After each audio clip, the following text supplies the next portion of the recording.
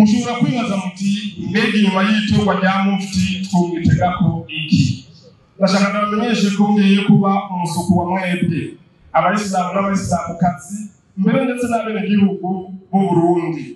Ababiyumvira yuko umuryango w'abayisilamu komibu ari isahani nziza abatowe barirako, kuva uyu munsi bahindure uwo muco, batahure ko ari ikibuga cyagutse tugiye kwifashisha mu kurondera ineza ishingiye ku iterambere ry'umuryango w'abayisilamu turongoye, no mu gushyira mu ngiro yambona kazoza y'igihugu cyacu ifashe muri 2040 giteye imbere muri 2060. Ariko rero icyo kivuga turiko turavuga ngaha ntabwo nogikiniramo ndi jenyene ngo dushike kwihangiro twifuza.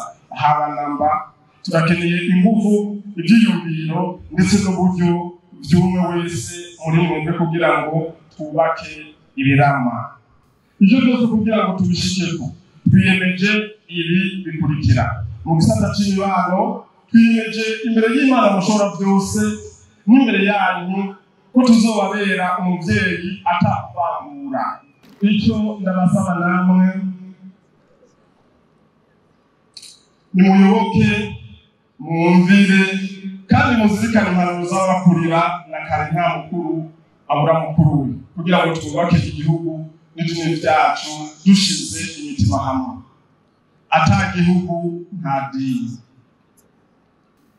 Tugiye gukora ibishoboka byose kugira habe ubumwe n'umwumvikano bidasanzwe mu bayisilamu, kuva ku rwego rw'igihugu, mu ntara, mu makomine, gushika mu misigiti yose, gutyo ineza ya bose yiganze mu muryango turongoye.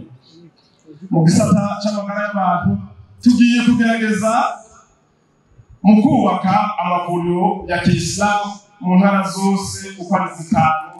Tugiye gushyiraho amashirahamwe yo kuvuzanya mutualité communautaire mu ntumbero yo gushigikira abenegihugu b'amikoro make n'abageze mu zabukuru.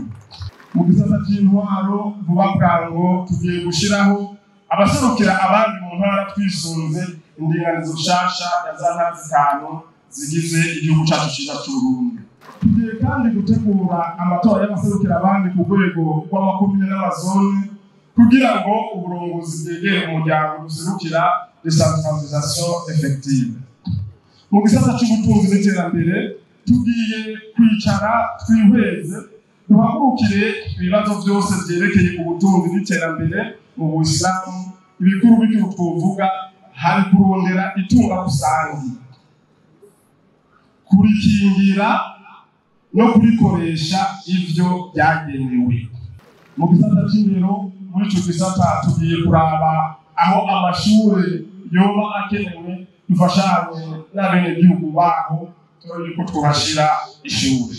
Mu gisata cy'imigenderanire twiyemeje gukorana, kuyoboka no kugiranira imigenderanire myiza na leta y'u Burundi, aho hose bizoba bikenerwa ko duterera umuganda mu kubaka igihugu. Tuzofatana urugendo, tuzofata iyambere duhuje umutima n'inama, nta kizoza tudashika kwihangiro twihaye.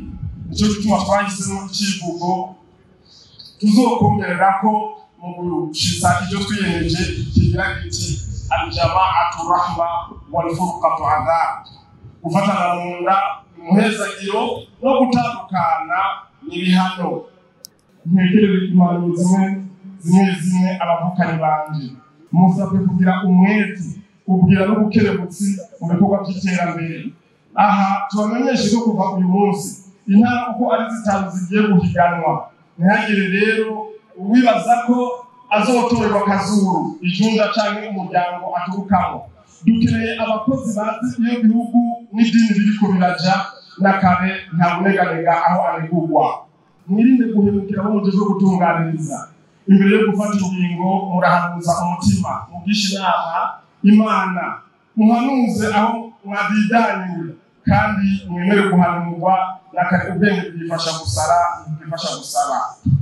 Murabe akarorero keza mu bibereye mu mvugo no mu bikorwa, muje hamwe mu kwiteza imbere nakare ngo imiti ikoranye, murangwe n'ubumwe, urukundo no gushikirana. Muri iyi minsi twimirije amatora, muririnda abantu babonka ugutwi atakindi bifuza atari kubagira ikiraro bacako mu gutoba isoko abarundi twese tuvomako arico gihugu cacu. Kandi burya ata gihugu n'inzego zikora nta dini rishobora kubaho murikore, ico mwami mukizi. Kenabo rero murabiyamiriza bibaye ngombwa mu bashengezi, tubasaba kandi dushimitse guhimiriza abo mujejwe kuzokwitabira amatora twimirije mu mwaka uza wa 2025 kandi bazotore neza kanatsinda utora neza ugatwara neza. Bakenyezi ba Kisilamu tubasaba gukurikirana ku munsi indero y'abana banyu nibitokwe arimwe kenshi mwaba muri hafi yabo.